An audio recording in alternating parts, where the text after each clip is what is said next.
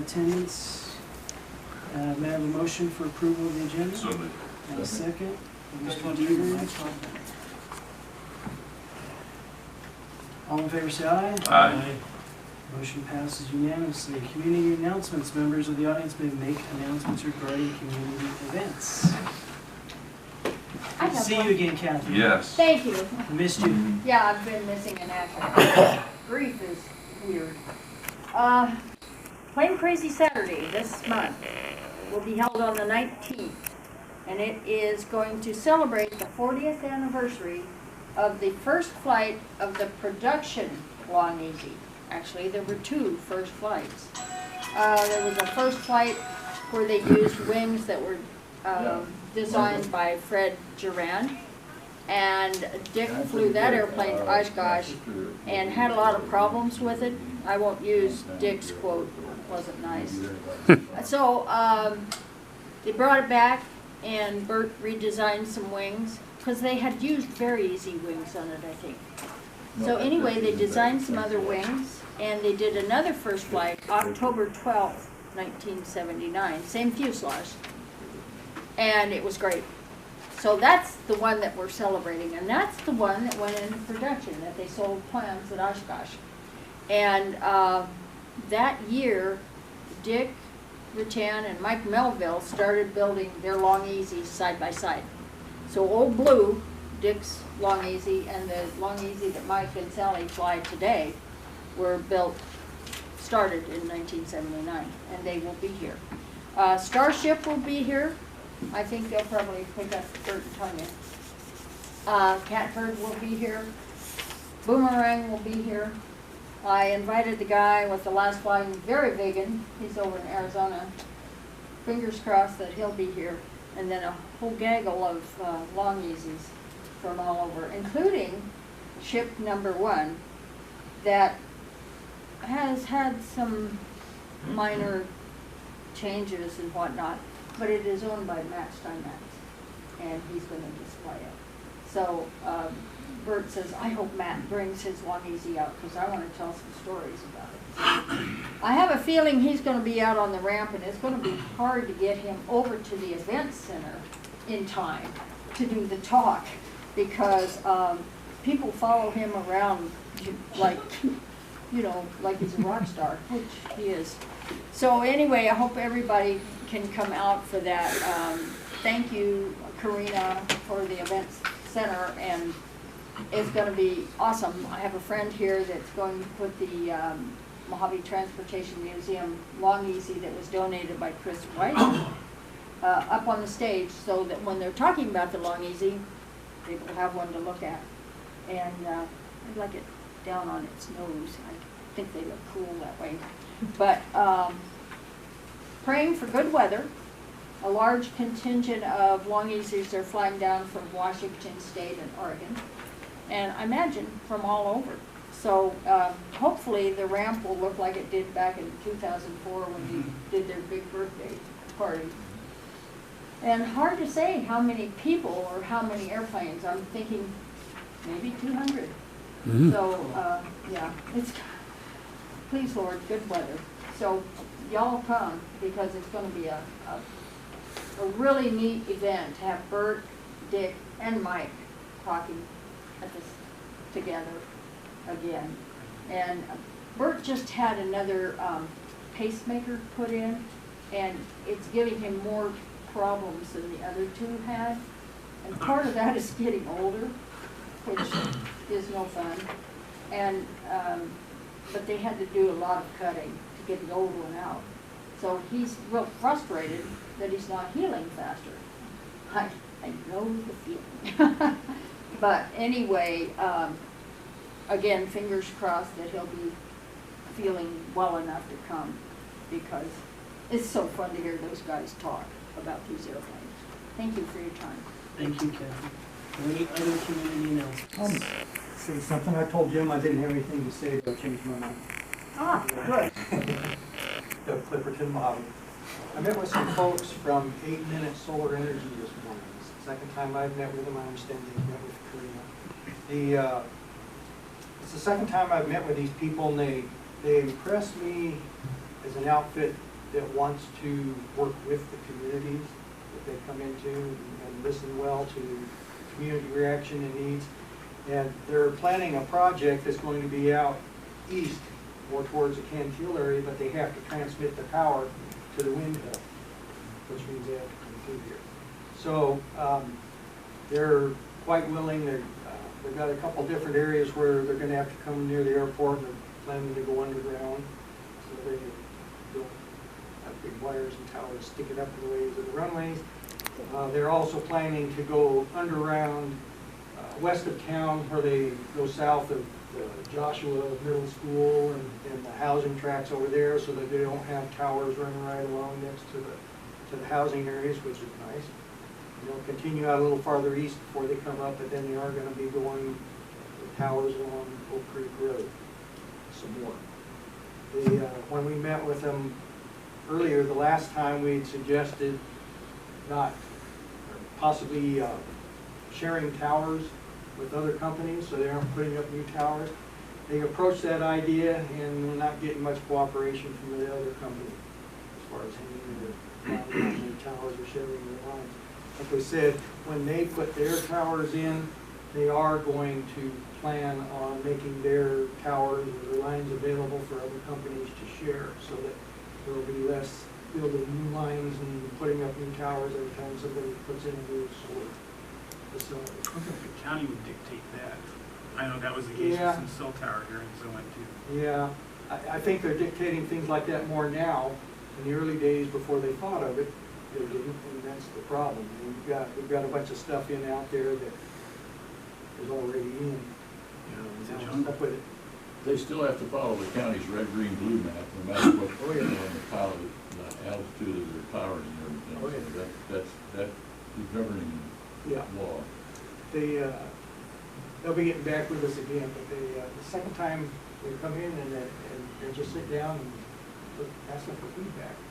And it looks like they responded to the feedback that Bill and I gave them a few months ago when we met with them. So just kind of what's going on in the area. Cool. Thank you. Thank you, Mr. President. Any other community announcements?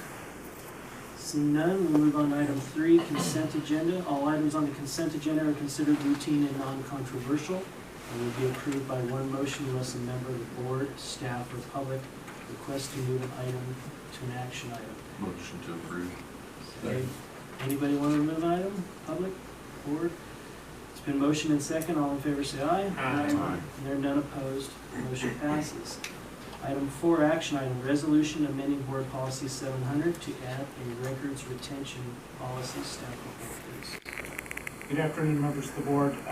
You have before you today a staff memo, a resolution, and a policy regarding district retention and destruction policy.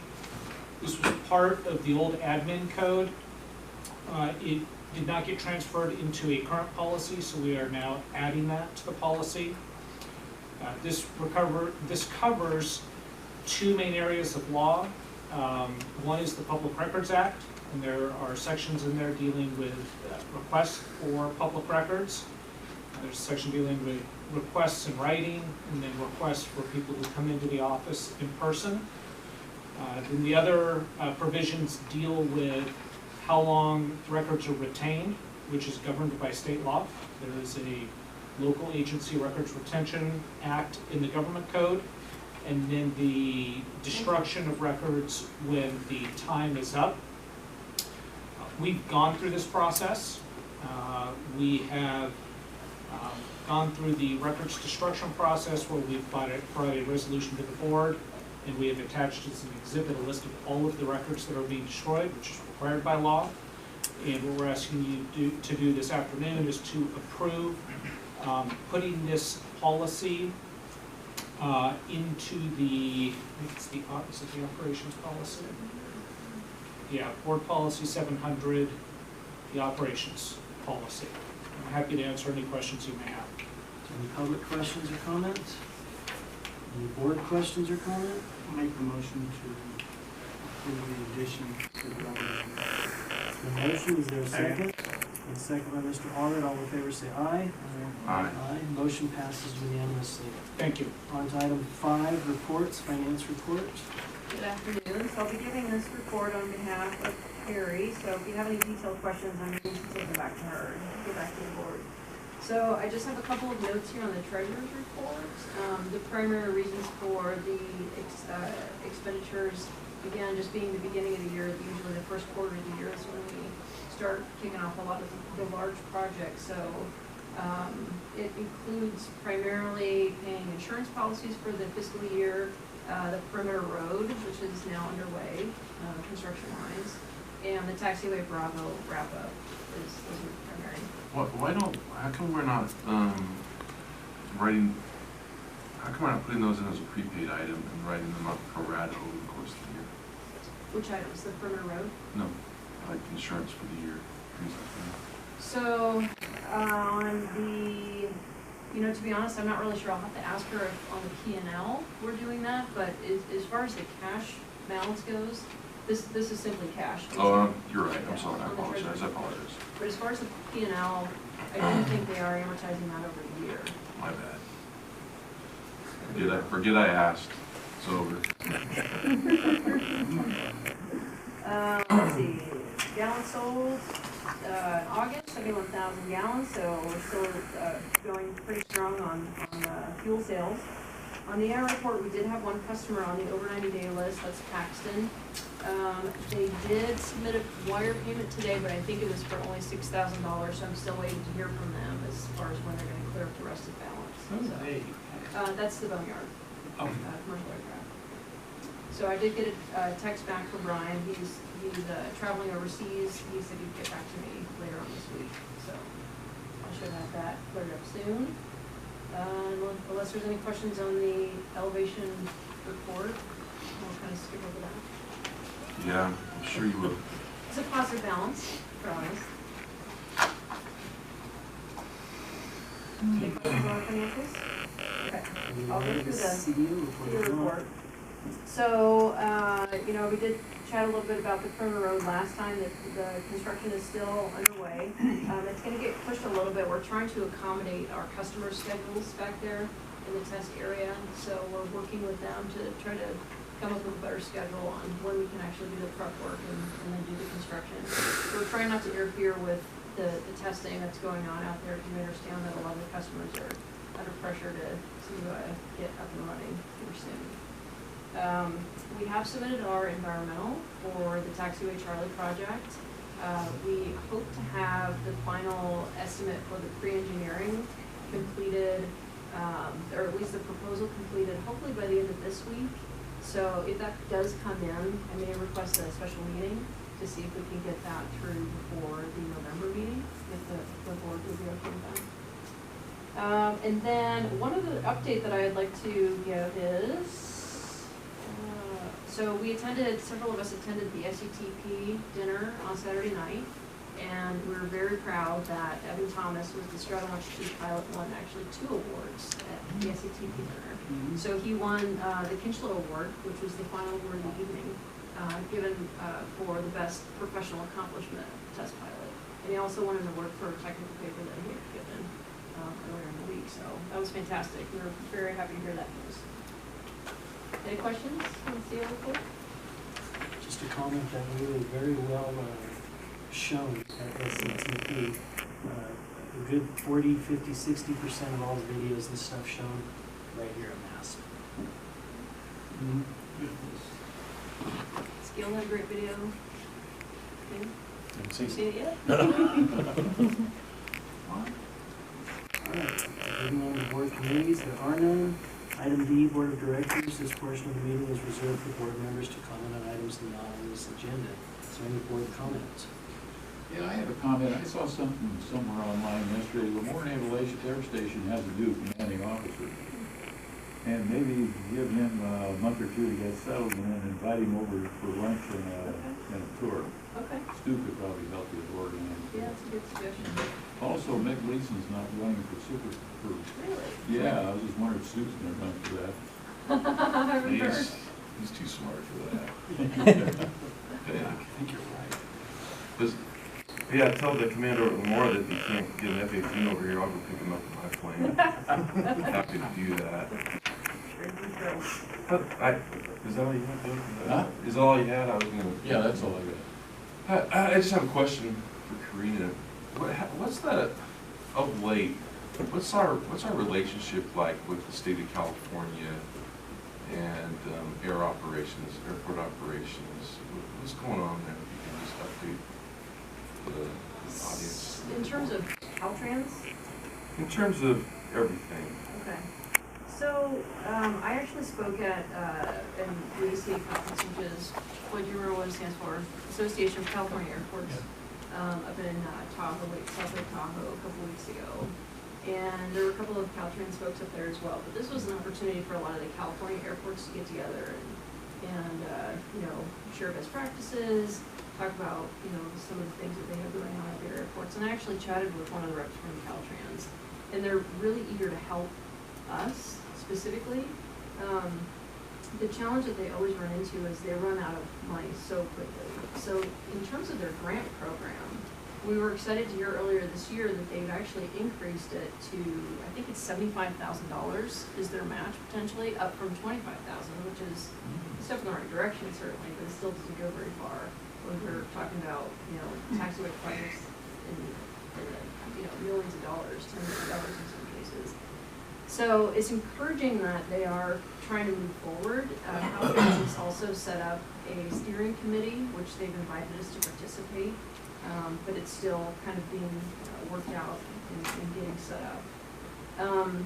There's also another group which is taking on a lot of state initiatives, and there's various chapters. Obviously, there's a California chapter, so we're a member of that.